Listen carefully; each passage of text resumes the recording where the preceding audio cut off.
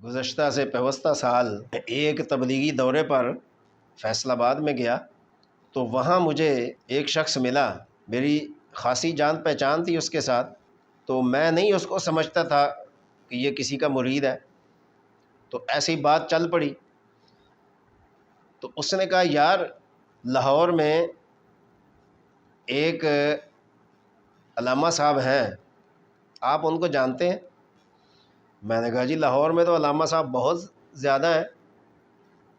اور بہت ساروں کو میں جانتا بھی ہوں، لیکن مجھے نہیں پتا کہ جس علامہ صاحب کا آپ ذکر کر رہے ہیں کہ ان کو بھی میں جانتا ہوں یا نہیں۔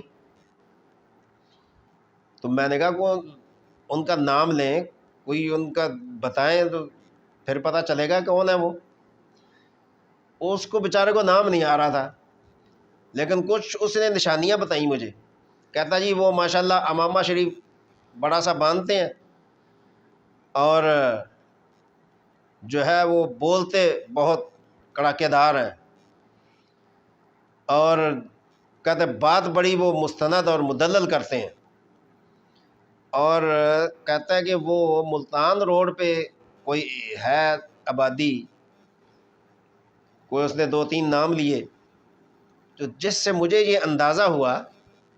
کہ شاید یہ حضرت مفتی فضل احمد چشتی صاحب کی بات کر رہا ہے۔ تو جب میں نے نام لیا کہتا بالکل یہی ہیں۔ میں نے کہا آپ ان کو کیسے جانتے ہیں؟ کہتا ہے جی میں ایک بس میں تھا یا ویگن میں تھا، تو ڈرائیور نے کوئی تقریر لگائی تو میں نے ان کی تقریر سنی، وہ سن کر میں جو ان کا مرید ہو گیا۔ مجھے بہت ان کا انداز اچھا لگا، بات میں سچائی تھی، اور کیا کہتے ہیں ذمہ داری سے بات کر رہے تھے، مستند بات کر رہے تھے، قرآن و سنت کی روشنی میں خطاب کر رہے تھے، تو مجھے وہ بڑے پسند آئے۔ تو میں نے کہا وہ بات ہی ایسے کرتے ہیں، ان کا انداز ہی یہ ہے، اور ان کی ان باتوں سے تو بڑے بڑے ان سے خائف ہیں۔ تو مجھے اس سے کچھ اندازہ ہوا کہ حضرت چشتی صاحب ان کی بات کو اگر کچھ لوگ رد بھی کرتے ہیں تو کچھ ایسے بھی ہیں جو ان کی بات کو قبول بھی کرتے ہیں۔ تو مجھے اس بات پر کچھ علماء کے لیے فخر ہے کہ حق بات کہنے والے آج موجود ہیں۔ جو مفتی فضل احمد چشتی صاحب دامت برکاتہم، اگر وہ بات کرتے ہیں تو کچھ دلیل کے ساتھ بات کرتے ہیں۔ اگر کسی کو ان کی دلیل اچھی نہیں لگتی تو ان کو حق ہے کہ ان کی دلیل کا وہ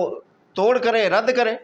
بجائے اس کے کہ ان کو برا بلا کہیں، بجائے اس کے کہ ان کو نیچا کرنے کی کوشش کریں، بجائے اس کے کہ ان کے موقف میں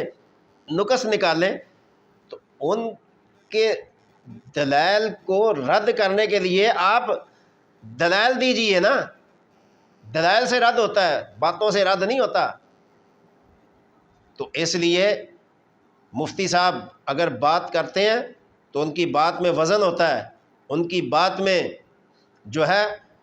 علم چھلکتا ہے، اور سوچ سمجھ کر وہ بات کرتے ہیں، مطالعے کے ساتھ اور کتابوں کے ساتھ، حوالہ جات کے ساتھ۔ تو اگر کسی کو یہ بات اچھی نہیں لگتی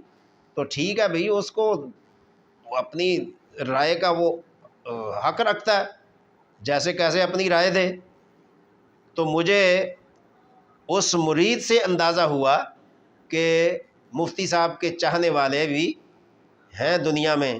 اللہ تعالیٰ مفتی صاحب کے صحیح موقف پر اللہ تعالیٰ ان کو استقامت عطا فرمائے، اور ان کے اس فیض کو علم، عمل، تدبر، شعور، فہم، فراست، عزت، جمال، کمال اور